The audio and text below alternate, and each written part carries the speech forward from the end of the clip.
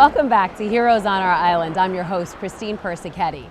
Let's head now to Franklin Square, where a family creates a haunted house outside their home every year.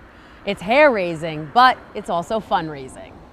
Welcome to the Franklin Square Horror. Please be advised you are entering at your own risk. From the grim greeting to the morbid music and maniacal monsters. Let me tell you, it is scary in there at night when it's dark. Day or night, this is one petrifying place.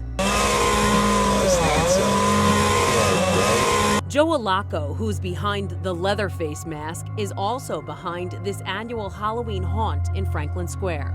Everybody loves Christmas and Thanksgiving, Easter, but Halloween, that's the best. Joe's love of Halloween began when he was little. He credits his parents' frightening friends. Whenever we went trick-or-treating to their houses, they always decorated it up. There was a guy up on a roof dressed up as Dracula throwing candy down to all the kids. So a lot of these little images, stood in my head. I said, you know what, when I get older, I'm gonna do something like that. He goes all out decorating his house on Norbay Street with boarded up windows, huge spiders, and tombstones on the lawn. Inside, there are spooky decorations everywhere you turn. But it's what's next to his house that gets all the attention on Halloween night. Prepare for one of the most terrifying Halloween nights of your life. This is the Dead House. We're here to scare, but in a good way. We don't want to scar anybody, by terrifying them too much, because there are live actors in there that are going to jump out, whisper in your ear something while you're walking by and just really flip you out. These creepy characters aren't here just to frighten you. They're also trying to scare up some cash for a good cause. While you don't have to pay to get in, Joe does ask for donations for organizations that help kids with autism and cerebral palsy.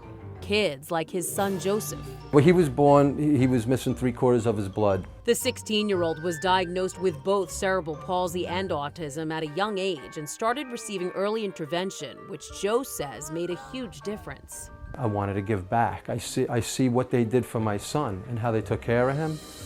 And over time, I said, you know what?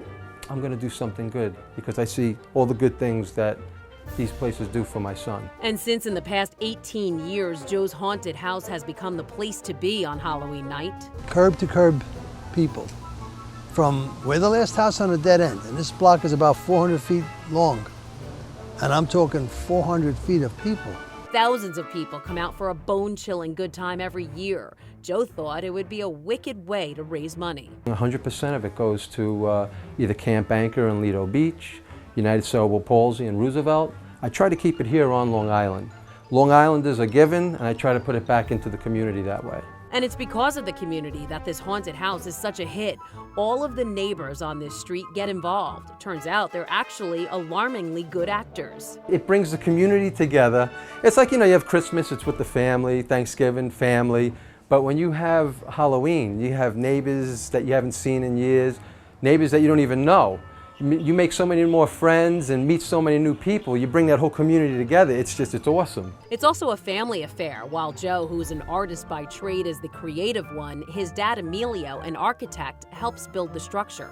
I start like in August. I start framing it out, making sure everything's sturdy. Again, my dad's an architect, so I have him over my shoulder, looking at everything I do, Make sure everything is screwed together, nothing's gonna fall, nothing's gonna move, it's all safety first. That's our main concern.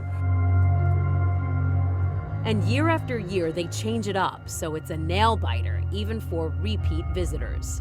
Different theme every year. One year I had the slaughterhouse. This year is called the Dead House, so it's like ghosts and zombies, that type of thing. We had the Mausoleum of Madness, so it was like we had some clowns in there, and crazy house type of thing. Another year it was all vampires. So we always try to mix it up a little bit. Even Joseph gets in the spirit. I get involved. Yeah, how so? What do you do? I just scare off people. A hair-raising and fundraising can't-miss event on Halloween night every year. the Franklin Square Horror on Norbay Street. It's such a magical night, and it is. You know, the music, the fog, the lighting, just different costumes. I love it. My whole family does. Again, there is no cost to get inside this haunted house, but donations are definitely appreciated. If you'd like to learn more about these heroes we just featured, or if you know a hero in your community, let us know. Visit our website at fios1newsli.com. Follow us on Twitter at HeroesLI, and like us on Facebook at facebook.com/Heroes Long Island. I'm Christine Persichetti. Thanks for watching Heroes on Our Island.